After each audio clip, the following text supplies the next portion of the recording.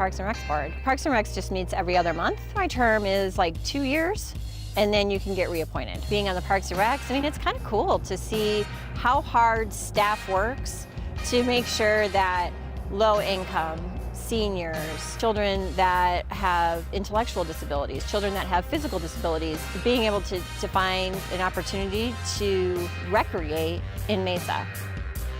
And I think that that's why you want to be on a board, because the staff and the council and everyone really does care. What are people saying? And what is it that we can do to make it a better place to live? You really do have a voice.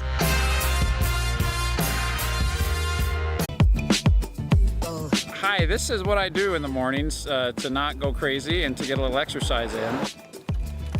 Here we go. You can see, very popular place to be if you're exercising this morning. Morning! And I'm anxious for people in Mesa to take advantage of all the really cool stuff that goes on in Mesa. So we're going to start this hashtag, Why I Live in Mesa. For example, the great bike trails, bike lanes that we have in the city. This whole mountain coming back up is what bikers refer to as King Kong, because it is one big monster.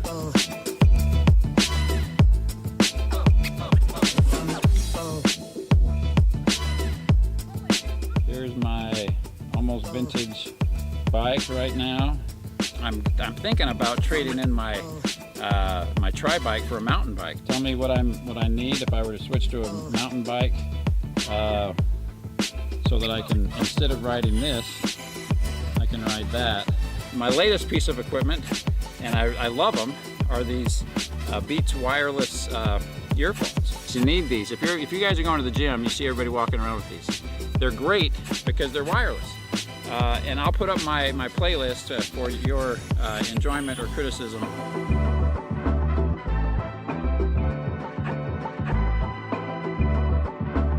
So, hashtag, this is why I live in Mesa, Arizona.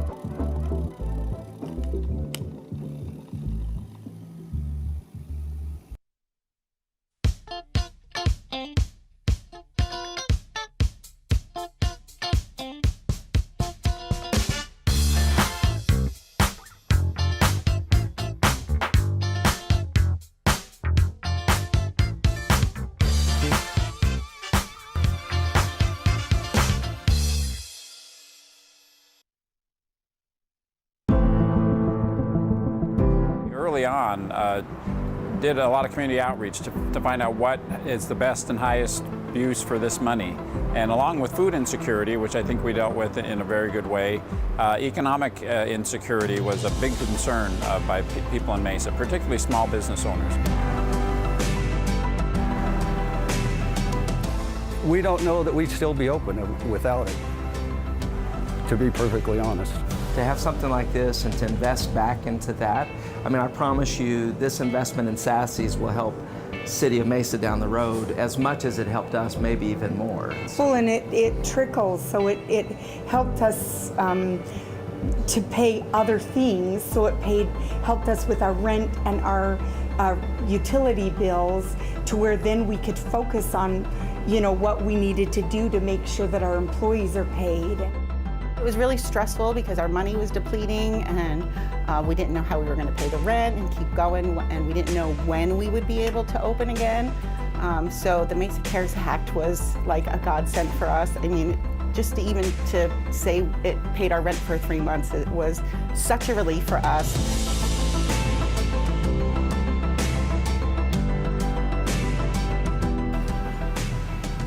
We're staying open. We're staying open. We're gonna make it.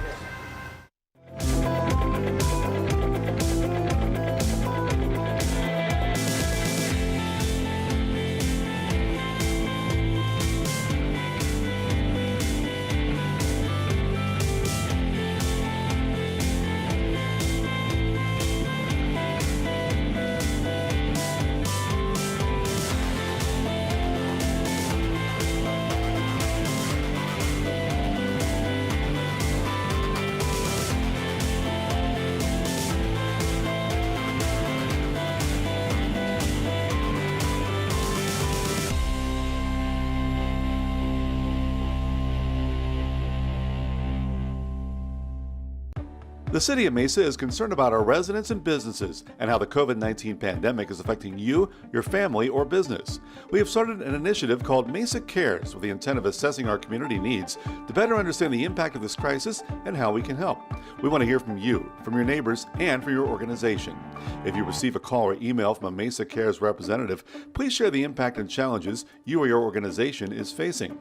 Do not give out any personal data, including bank or credit card information.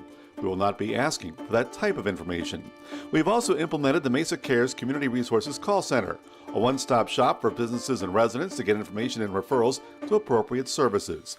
They can be reached at 480-644-CARE.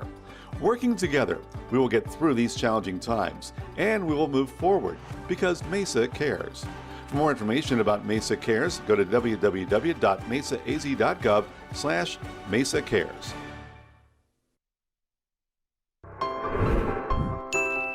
When the COVID-19 pandemic started, they closed down our physical library branches. Because we were shut down, we were no longer utilizing our 3D printers. We had staff who could research and find out how to make face shields with 3D printers. 7 days a week, we were in the Think spot printing on not only the 2 printers at Red Mountain, but we brought over our main library printers, and we even ordered a 5th 3D printer to mass produce these as much as we can.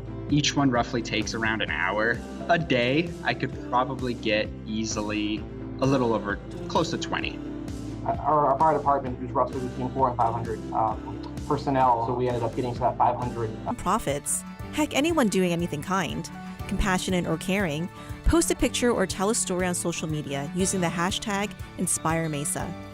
We have also created a webpage with exercise videos, including Transform with Chris and Heidi Powell, a 10-minute news brief from The Newsworthy with Erica Mandy, music videos from Mesa's own Rob Gardner and the Cinematic Pop Symphony and Choir, activities, games, meditations from ASU, and oh, so much more.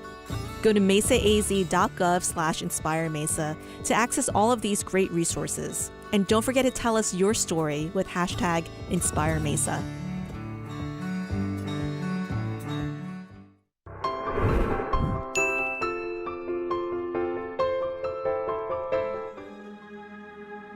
The Adopt a Grandparent program started when the mayor was at the United Food Bank Help Yourself event, and he was very concerned because he saw a lot of elderly, infirmed individuals waiting in line to receive food boxes, and he felt very compelled to help keep those vulnerable people in their homes and not having to go out to get food. It provides a lot of help for us, a lot.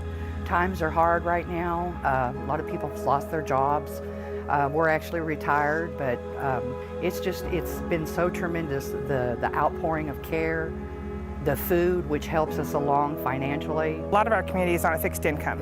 So we reached out to all the residents that were in need, that were 60 and older, that because of the pandemic, they were afraid to go to the grocery store, or they all have underlying issues, health issues. So it's been a benefit for our community to actually help take care of their needs and to keep them healthy. We have brought in dozens of gallons of milk and box after box of dozens of eggs and meat and cheese and canned goods, and our congregation. A really great service.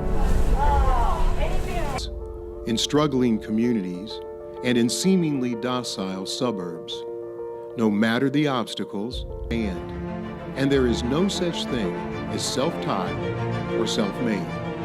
We have one life to live better. We must live united.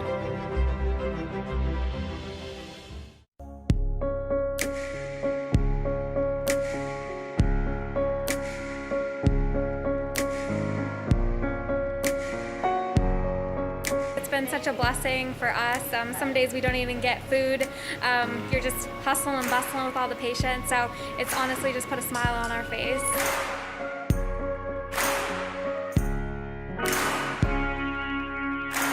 It does mean it's been a real treat for my staff.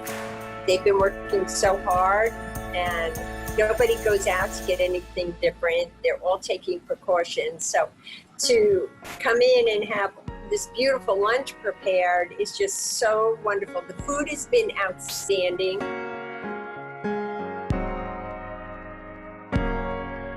Ever since the pandemic kind of hit, since I've had the opportunity to feed people, I've been feeding students who don't get their meals from school anymore, nurses, doctors. A lot of people around these times need meals and food. It's important, so anything I can do to help out. I have another resource that I can call is truly outstanding. I'd just like to thank Mesa for stepping up and doing cool things like this and helping out their community. It really shows that they care about the people.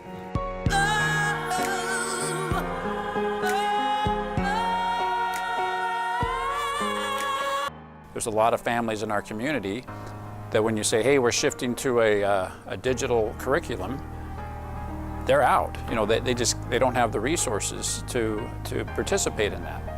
I'm very proud of the fact that the city has chosen to use some of its federal CARES Act money to assist school districts so that our elementary school kids all have the devices that they're going to need to participate in school and hopefully go back to school as soon as they can. Well, I mean, we talk about the achievement gap and the digital divide, and we're just trying to bridge both of those. We want to make sure that students are connected to their teachers so that they, feel involved and engaged during this pandemic when, we're apart. And without those computers and those devices, it's really hard to reach them. So we definitely want to make sure that those students have that.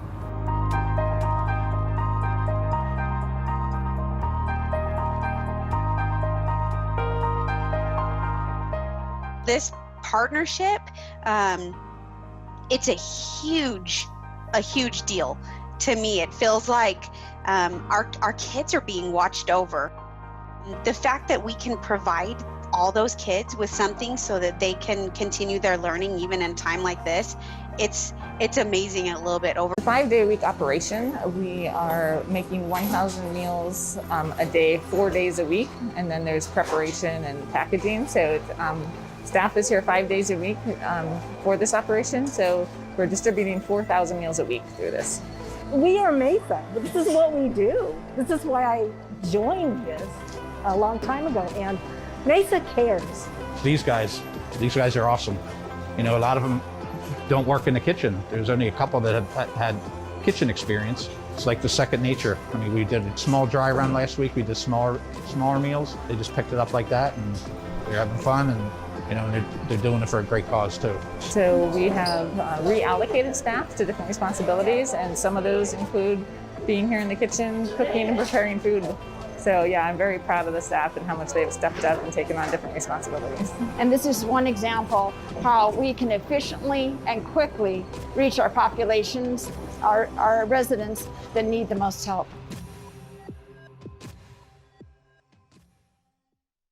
I know it's old-fashioned, but I don't have a cell phone.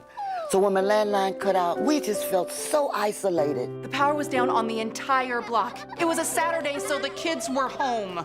Hey. I wouldn't say that I'm addicted, but when I lost my cable and internet, I was paralyzed. You have no idea what they put me through. And all because my neighbors didn't call 811. Did they, honey? For more information, visit www.call811.com. Oh no. Old waiting for them. They can come to their home branch on Tuesday, Thursday, Saturday, 8 a.m. to 11 a.m. Park in one of our designated spaces, call the number, and staff inside will check the books out to them, bag them up, and then put them in their trunk, and away you go.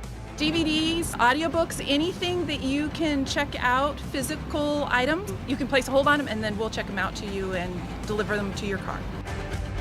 This has been really popular. In just 6 days, we've checked out almost 3,000 items between the 3 locations. So we do see, we'll probably, if we do a soft open, it'll probably be limited hours. So we see this possibly continuing even after we open. This is a response to, how can we serve our customer in a different way, because our world has all changed. So this is a response to that.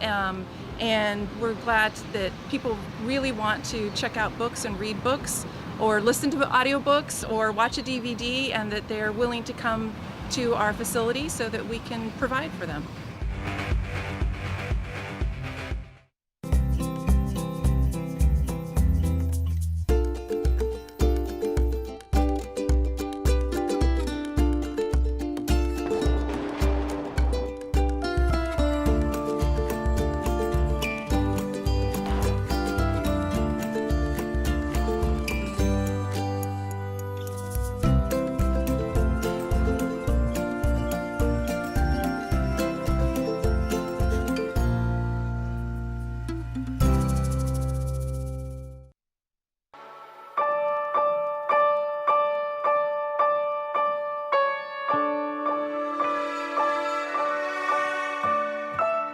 People that are homeless now, 6 weeks ago, would never have expected to be homeless.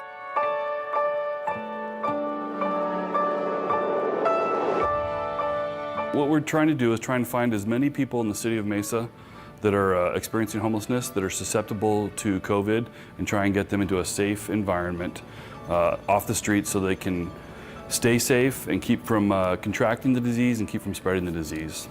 I've been on the streets for 4 years. I don't have nobody. It's just me, you know, my family's gone. And it took me a long time to realize that I'm not the only one out here that is struggling.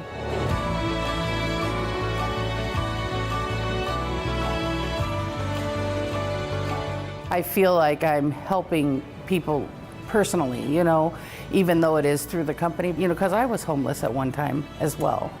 That's why I'm so happy that I'm able to be a part of this, you know, because I feel like it's just done great things for them. We were walking to the motel room, and this was a couple I was working with, and the female asked, well, how long do we have to stay here? To which, you know, I reported that, you know, we're able to stay here as long as it takes to end the homelessness, and she just started crying, you know, right there on the spot.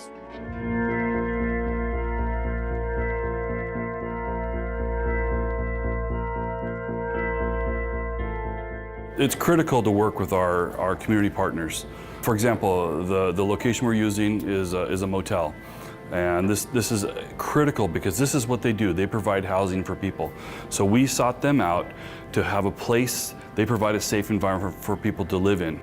Then we sought out community bridges to provide wraparound services and case management to help people get connected to services. So our role as a city is to kind of develop the program. We manage the program and we help people get their needs met, and we provide the safety. We have police officers here 24 hours a day to help provide a safe environment to keep bad actors from coming onto the property and to keep the people on the property safe as well. It's a safe haven right now. I'm safe, I mean, like I said.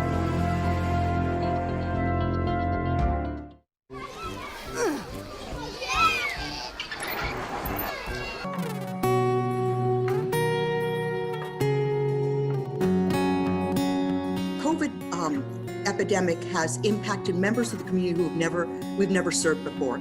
These are a different family come through.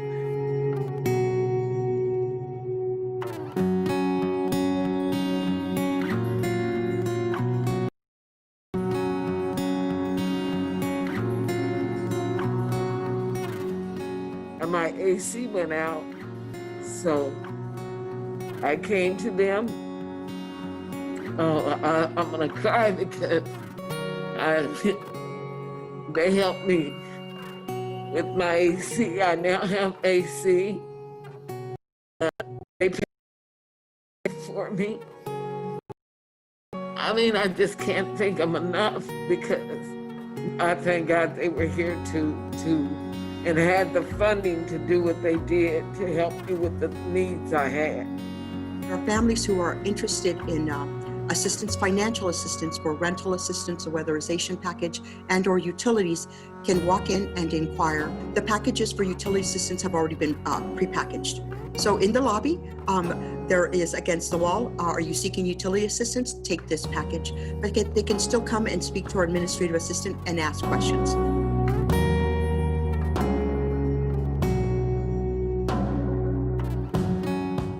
There's a lot of proud people. I used to be one of those proud people. I'll figure out a way to do it. But as a great-grandmother raising 3 grandbabies, you have to let that pride go and get help where you can get help. And I do thank God that this place is here to help when there's people like me that needs it. And it's a whole different story when you're not alone and you do have someone else you're responsible for. Sadly enough, we do have members of the community who struggle to ask for help, and when they come in, their crisis is so deep. They're hurting. Some of them have already gone weeks without utilities, without water when they come. Here's what we tell them: no judgment. We're here to serve. We're here to help. What else can we help you with?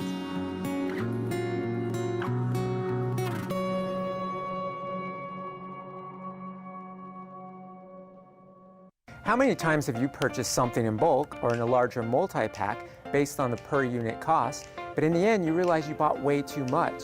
And that value that you were expecting may no longer be especially important when it comes to household hazardous materials such as paint, pesticides, tile grout, sealers, and any other hazardous items you may find in your home. By buying just the right amount of product that you need, you don't have to worry about what to do with any leftover material. It's good for the planet and for your wallet. For more information about right buying, visit mesarecycles.org. Early on, did a lot of community outreach to find out what is the best and highest use for this money. And along with food insecurity, which I think we dealt with in a very good way, economic insecurity was a big concern by people in Mesa, particularly small business owners. We don't know that we'd still be open without it, to be perfectly honest. To have something like this and to invest back into that, I mean, I promise you, this investment in Sassy's to pay other things, so it helped us with our rent and our utility bills, to where then we could focus on, what we needed to do to make sure that our employees are paid. It was really stressful because our money was depleting and we didn't know how we were going to pay the rent and keep going, and we didn't know when we would be able to open again. So the Mesa Cares Act was like a godsend for us. I mean, just to say it paid our rent for 3 months, it was such a relief for us.